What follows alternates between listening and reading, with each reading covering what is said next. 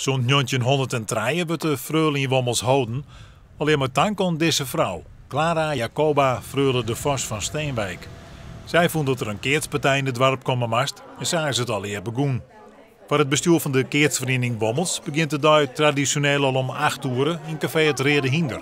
Het gaat niet vast te plakken om het keertsen verzeld. Maar als het juist hoeveel mensen het hierop aankomen en wat er op het dik al gebeurt, zoveel mensen moet je elkaar joert. Ja, je kan eigenlijk wel een beetje spreken van ik wil een beetje een reunie. En dan vanzelfs de kranslezing bij het beeld van Clara Jacoba.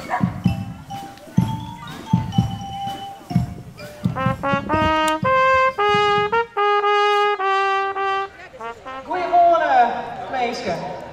Welkom op de Freule van 2015. Hoe het 4000 mensen komen op de Freuledag aan, gewoon voor het keertsen, gewoon voor de gezelligheid. Meneer? Heb je een favoriet joet? Jazeker, mijn naam. Ja, mijn zoon keert van mijn naam, dus daar komen we voor. Hoeveel kans maakt het er? Nou, natuurlijk een hele prodder hoor. Ze maken er hun best van. Ja.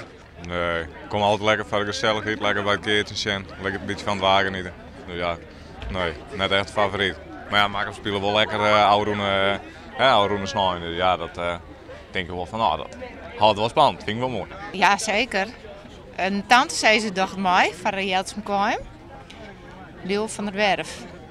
Hoeveel kans maakt het er? Nou, vast wel een goede kans, want ze hier de treden vorige weekend in Frencher.